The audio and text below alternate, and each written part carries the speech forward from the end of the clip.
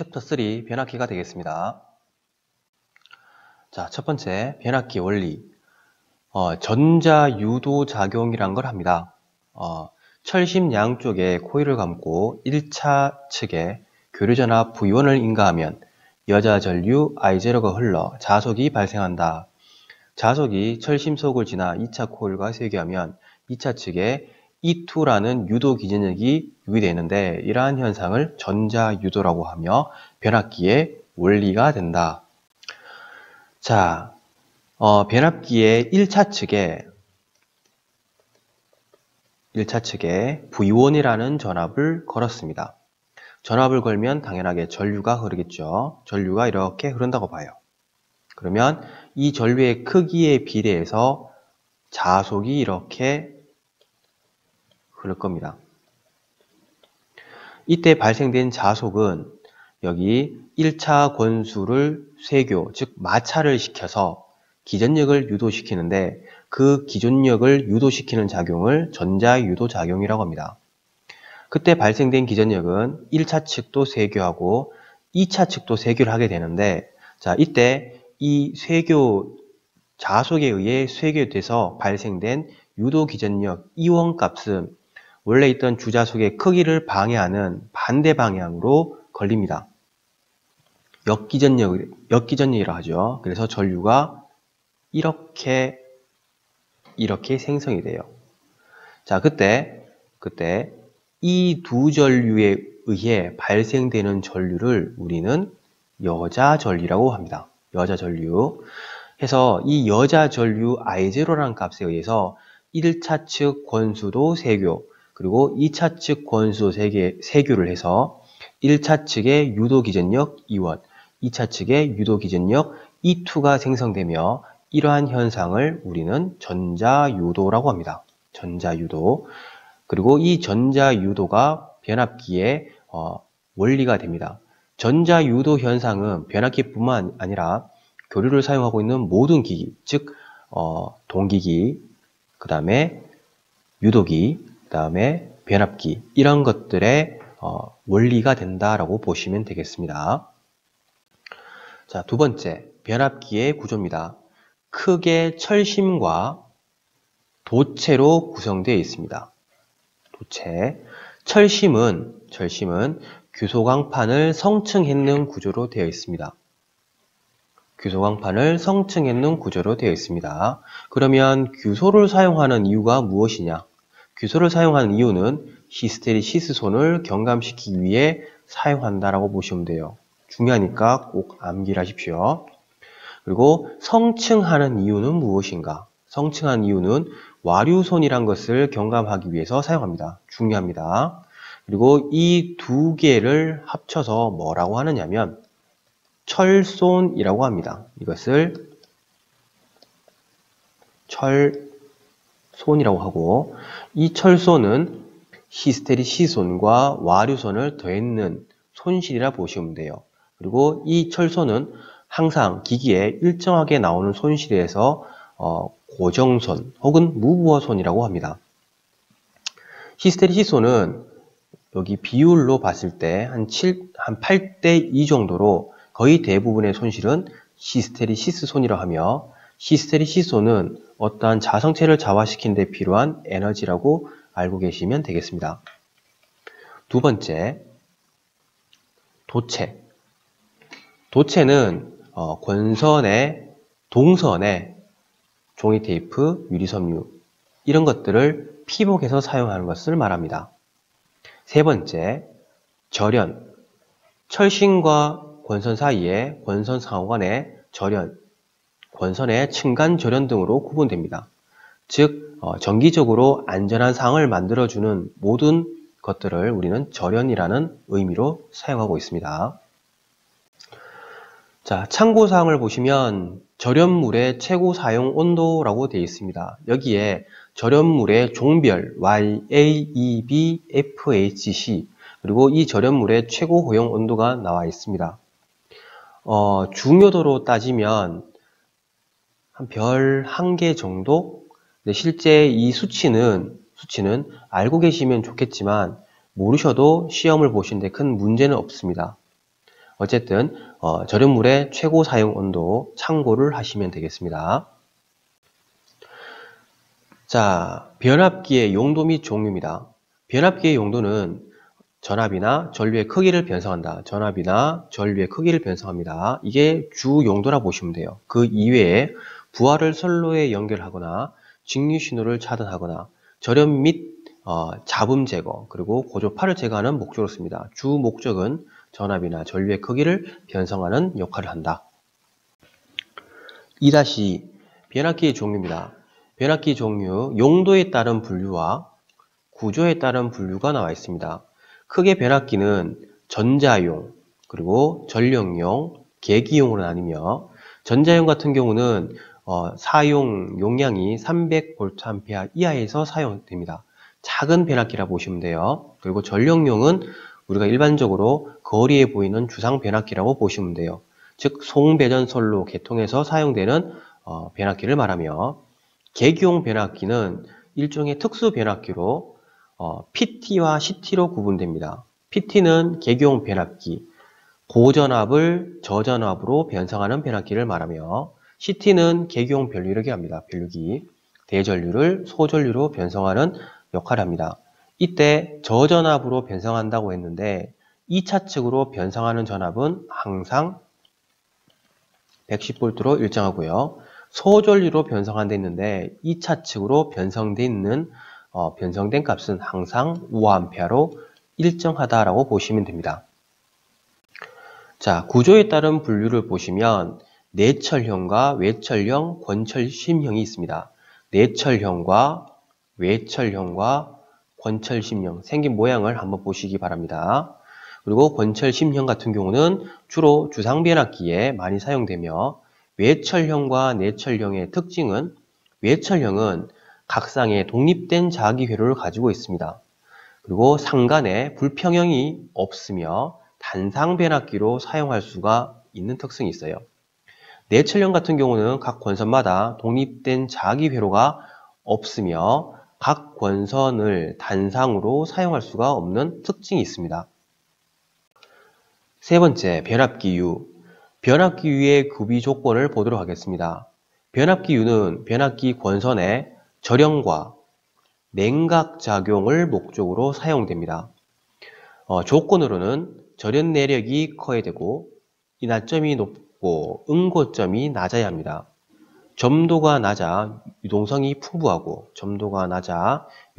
풍부하고 비열이 커서 냉각 효과가 커야 됩니다. 고온에서 석출물이 생기거나 산화하지 않아야 하며 절연 재료와 화학작용을 일으키지 않아야 합니다. 특히 시험에서는 크다, 높다, 낮다 이런 것들이 잘 나옵니다. 절연 내력이 크고 인하점이 높고 응고점이 낮고 점도가 낮고 비열이 크다. 요런 크다, 작다, 높다, 낮다 이런 것들이 시험 문제 잘 나오기 때문에 이거 위주로 공부를 하시면 될 것이고 나머지 것들도 공부를 하셔서 꼭 숙지를 해 두시기 바랍니다. 구비조건 중요합니다. 개념 잡기 문제를 보도록 합니다. 변압기유로 쓰이는 절연유에 요구되는 성질이 아닌 것은 무엇인가? 점도가 클 것이 아니라 낮아야겠죠. 1번 되겠습니다. 자, 두 번째, 변압기유의 열화 방지 대책입니다. 변압기의 호흡작용에 의하여 고온의 절연유가 외부 공기의 접촉에 의해 열화가 발생하여 절연 내력이 저하되고 냉각 효과가 감소한다. 이를 방지하기 위한 설비로 다음과 같다라고 되어 있습니다. 자, 변압기 호흡작용이란 걸 보시면 온도차가 심한 계절에 변압기 외함이 수축과 이완작용을 한다. 이때 고온의 절연유가 외부 공기와 접촉에 의해 열화가 발생하여 절연 내력이 저하되고 냉각 효과가 감소하고 침식작용이 일어난다.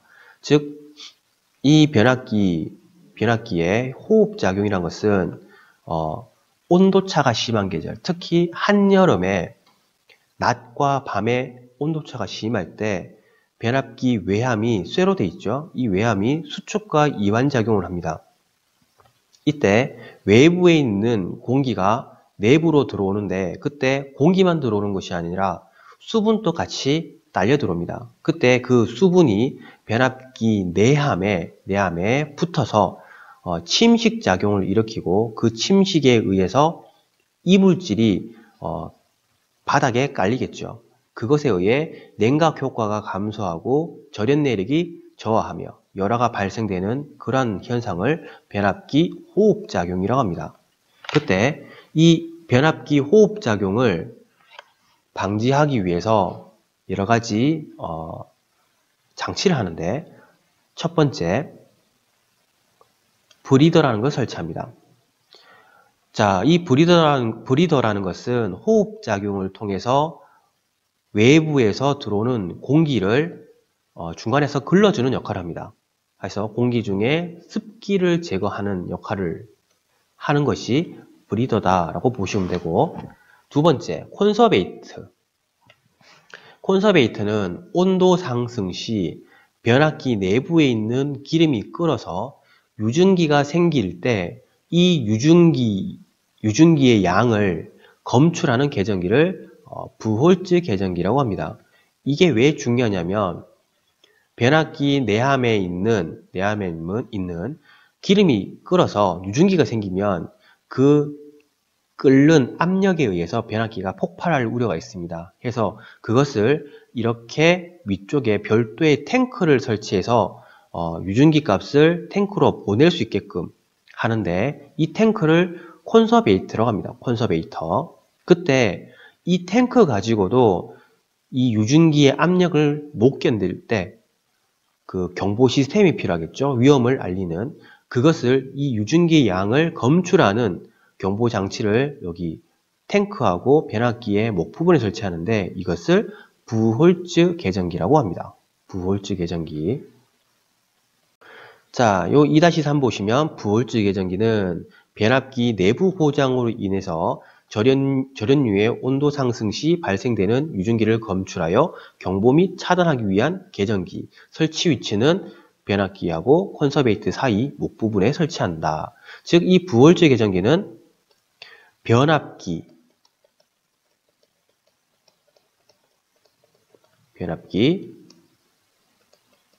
전용 보호 계전기라고 보시면 되겠습니다. 자, 세 번째, 변압기 보호 계전기. 좀 전에 부홀즈 계전기를 배웠는데 부홀즈 계전기는 변압기 전용 보호 계전기입니다. 그거 이외에 차동 계전기와 비율 차동 계전기, 그 다음에 과전류 계전기 등이 있는데 이때 차동 계전기와 비율 차동 계전기가 어떤 건지 보도록 하겠습니다. 자, 차동 계전기와 비율 차동 계전기는 역할이 같아요. 역할이 같습니다. 자, 하나를 먼저 본다면 변압기가 있어요. 요 TR이라는 게 변압기입니다. 변압기 내부에 어떤 현상에 의해서 순간적으로 전류가 많이 흐를 경우가 있을 거예요. 그때 그걸 검지하는 계전기가 차동 계전기 혹은 비율 차동 계전기인데 1차 측과 2차 측에 전류 값을 변성하는 계기용 변류기를 설치합니다. 그리고 이러한 형태로 결선을 한 다음에 1차 측에 흐른 전류 I1, 2차 측에 흐른 전류를 I2로 했을 때 이 두 전류의 차전류 값을 정합니다. 그리고 이렇게 이제 결정된 차전류의 값이 위험 수치까지 올라가면 동작하는 계전기를 우리는 차동 계전기, 비율 차동 계전기라고 해요. 보시면 차동 계전기는 변압기 내부 고장 발생 시 1, 2차 측에 설치한 CT 2차 전류의 계전기를 동작시키는 방식이다. 비율 차동 계전기도 마찬가지 내부 고장 발생 시 1, 2차 측에 설치한 CT 2차 측에 억제 코일에 흐르는 전류차가 일정 비율 이상이 되었을 때 계전기가 동작한다. 즉, 둘 다 전류의 차에 의해서 동작되는 계전기라 보시면 되고, 전류의 차라는 것은 권선에 일정 이상의 전류가 흐르는 단락 사고에서 주로 단락 전류 값을 검지하는 목적으로 두 계전기를 사용하고 있습니다. 자, 네 번째, 냉각 방식입니다. 냉각 방식. 건식, 잔행식, 건식, 풍냉식, 유입, 잔행식, 유입, 풍냉식이 있습니다. 그리고 속류, 풍냉식 5가지가 있습니다. 그러면 건식, 잔행식, 공기의 대류작용에 의하여 냉각시키는 방식. 공기 중에 그대로 냅두는 겁니다. 공기 중에 가만히 냅둬서 공기 자체의 냉각 형태로 냉각하는 방식을 건식, 잔행식, 스스로 냉각한다라고 보시면 되고요. 건식, 풍냉식이란 것은 대기 중에 송풍기를 이용해서 강제로 냉각시키는 방식입니다. 건식, 풍냉식. 그 다음 유입, 잔행식은 변압기 본체를 절연유로 채워넣습니다. 채워놓은 상태에서 대류작용에 의해 발생된 열기를 외부중으로 방상시키는 방식. 자, 내부에 변압기 절연유를 넣고 그 다음에 대류중으로 공기 중에 냅둬서 자연적으로 열기를 외부중으로 방출시키는 방식이란 말입니다.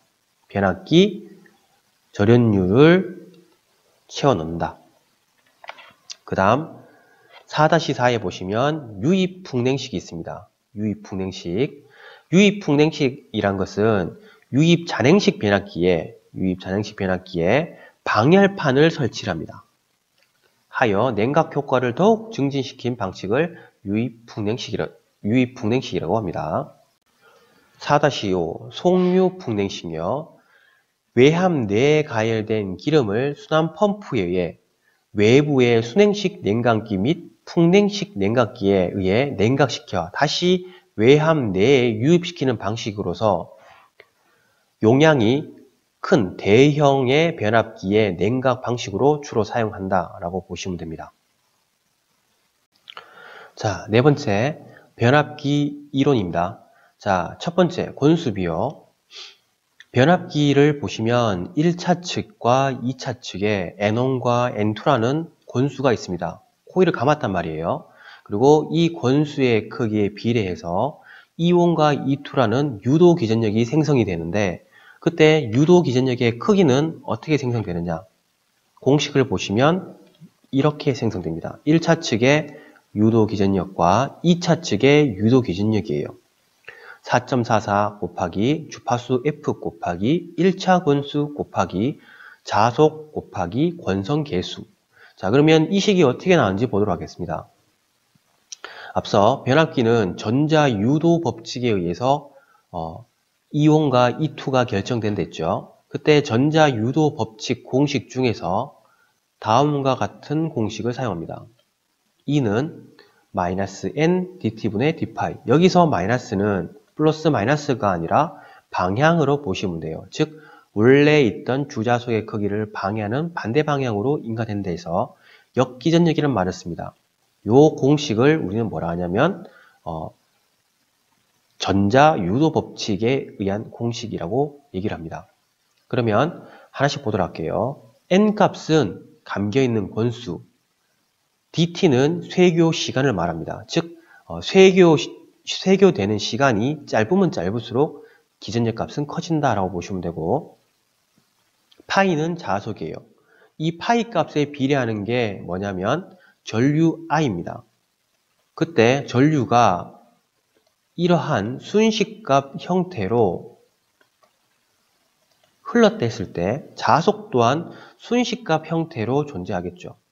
마이너스 n dt분의 d에 파이m sin 오메가 t. 여기서 파이m은 시간 t와 관계없는 상수이기 때문에 앞으로 빼내시고 sin 오메가 t를 시간 t에 대해서 미분을 하시면 오메가 코사인 오메가 t가 돼요. 오메가 코사인 오메가 t. 여기서 코사인 값은 사인에 비해서 90도 앞선 값입니다. 다시 한번 적어보면 사인 오메가 t 플러스 90이 되죠. 근데 앞에 마이너스가 있기 때문에 이걸 제거하면 사인 오메가 t 마이너스 90이 될 거예요. 이게 유도 기전력 이 값을 구하는 방법이라고 보시면 됩니다. 자, 이때 이 값을 우리가 원하는 실효값 형태로 구하기 위해서 실효값은 뒤에 파형이나 위상관계가 필요가 없습니다. 그래서 여기에 최대값 부분에다가 루트 2로 나눠주시면, 즉 실효값을 구하는 방법은 최대값을 루트 2로 나눠주시는 방법이 있습니다. 실효값은 루트 2분의 최대값. 자, 해서 여기 있는 이 값, 이게 일종의 최대값 형태가 되죠. 이 값을 루트 2로 나눠주시면 4.44 곱하기 주파수 F 곱하기 최대자속 곱하기 권성계수. 이 값은 1차 측과 2차 측에 계수값이 존재하겠죠. 네, 그 계수값을 삽입을 해주시면 되겠습니다. 공식이 이렇게 나오고 있습니다. 여러분들께서는 여기 증명식까지는 모르셔도 돼요. 대신에 결과식은 반드시 암기를 해주셔야 됩니다. 무조건 결과식은 암기를 하셔야 돼요. 과정은 모르셔도 됩니다. 자, 1-2 권수 B가 되겠습니다. 권수 B는 말 그대로 권수의 B예요.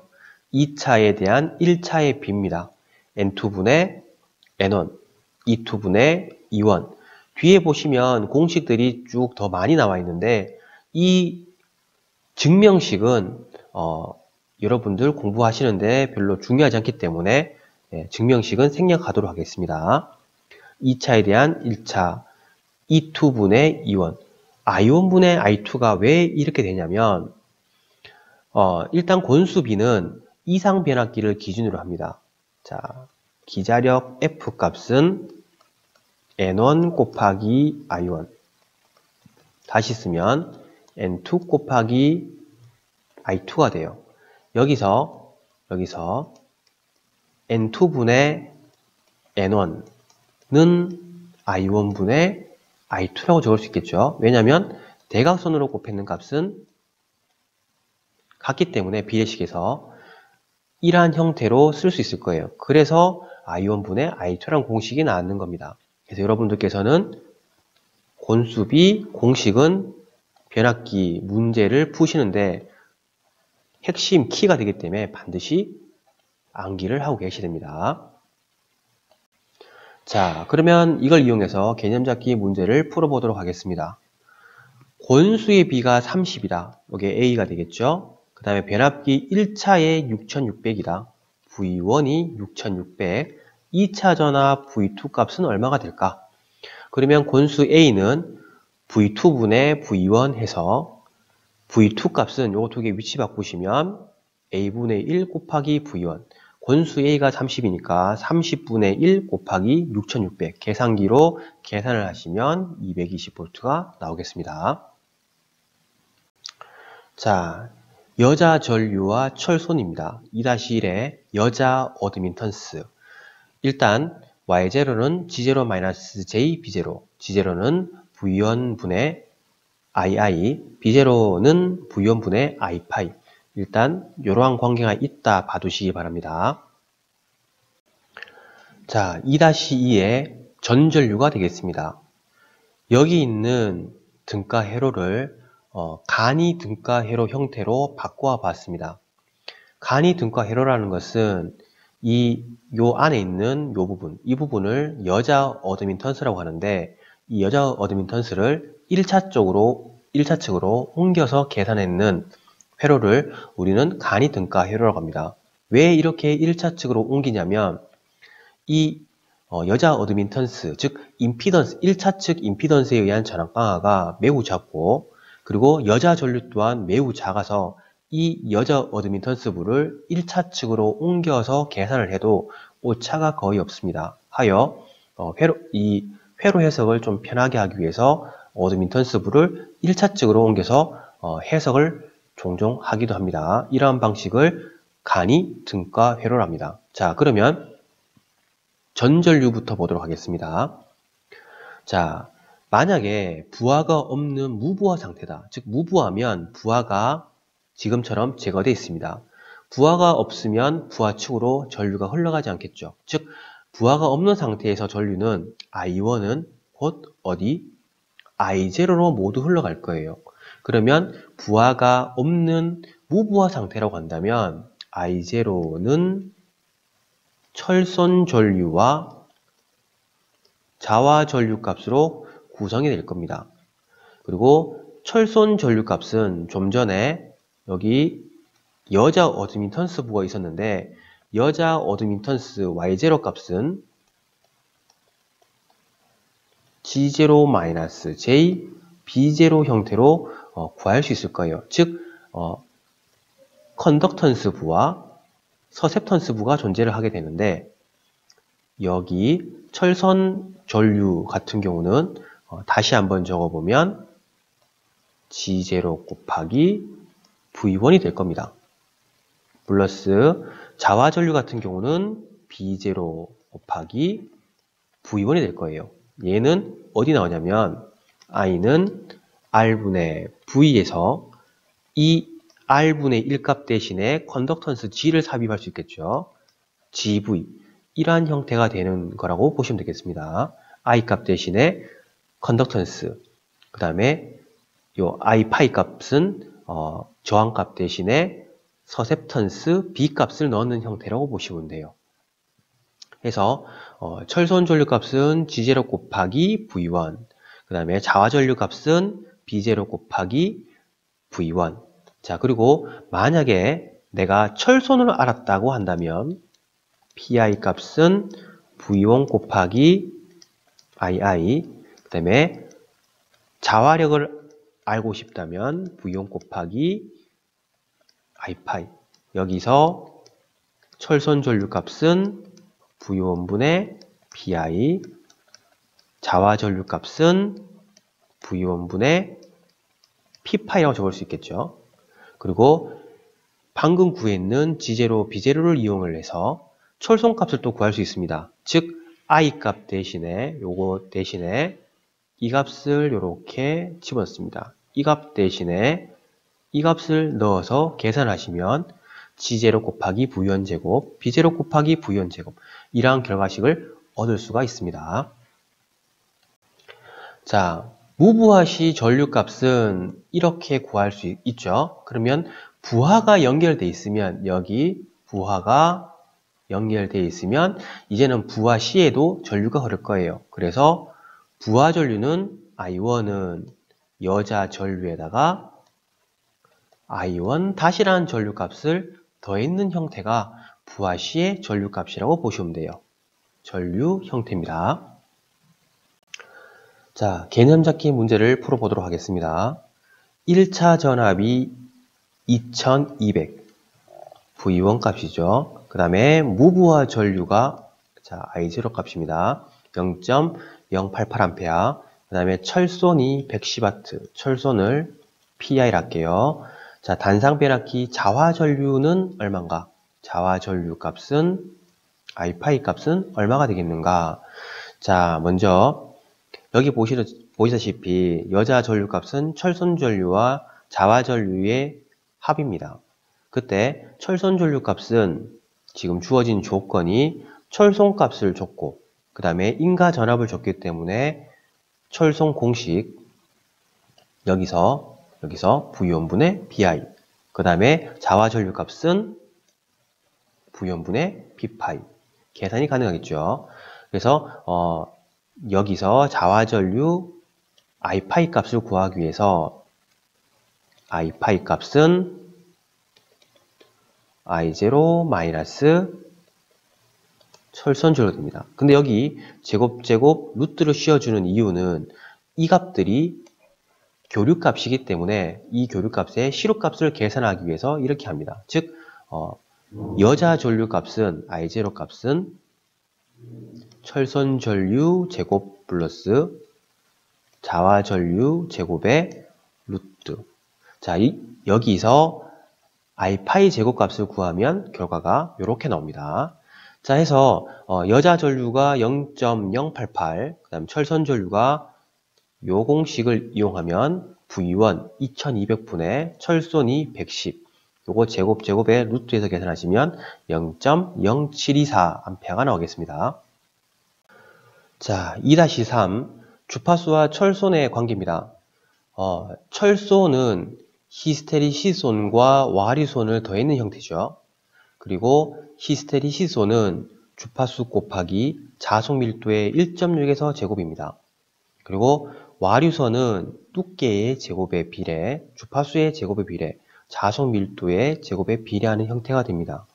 뒤에 보시면 주파수에 반비례하고 유도 기준력 E에 제곱에 비례하는 형태라고 되어 있는데 이게 어떻게 나오는지 보도록 하겠습니다. 자, 우리가 앞서 배웠는 유도 기전력 공식을 한번 적어보면 4.44 주파수 F 원수 N의 자속 밀도, 그 다음에 권성 계수예요. 여기서 4.44는 상수입니다. 상수. 그 다음에 권수도 감겨있는 횟수가 정해져 있겠죠.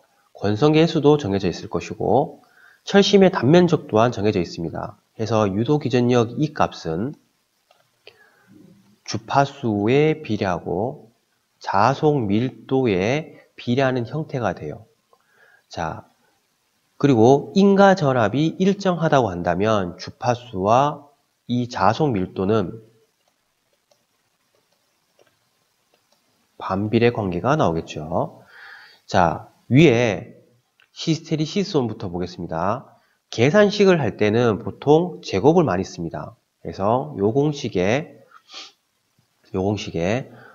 주파수를 곱하고 주파수를 나누어 보도록 하겠습니다. 즉 pH의 주파수 F 곱하기 BM 제곱에 주파수를 곱하고 나누어 봅니다. 그러면 결과적으로 어떤 값이 나오냐면 pH는 F의 제곱, BM의 제곱의 주파수 F가 되겠죠. 자, 여기서 우리가 봤던 유도 기준력 이 값은 주파수와 자속 밀도에 비례하는 형태다라고 했으니까 이 값은 다시 한번 적어보면 F의 F제곱, BM제곱은 다시 쓰면 E제곱이라고 적을 수도 있겠죠. 그리고 인과 전압이 전압이 일정하다고 한다면 히스테리시소는 주파수의 반비례하는 특성이 나와요. 자, 이때 내가 주파수 값을 증가시키면 히스테리시소는 감소할 것이고 히스테리시소는 철손의 대표값으로서 이 값이 감소를 하면 철손 값이 줄어드는 특성이 나온다. 이런 것도 문제에 나오는 경우가 있습니다. 즉 주파수와 철소는 반비례 관계다. 자, 그리고 여기 있는 이 관계를 다시 와류손에도 적용시킬 수가 있습니다. T제곱, 이건 두께죠. 두께는 일정하니까 놔두고 주파수 제곱, 그 다음에 자속 밀도의 제곱이죠. 그럼 이 값 대신에 E제곱이라 쓸 수 있고 와류손은 주파수와 무관하다. 이러한 관계도 나오고 있습니다.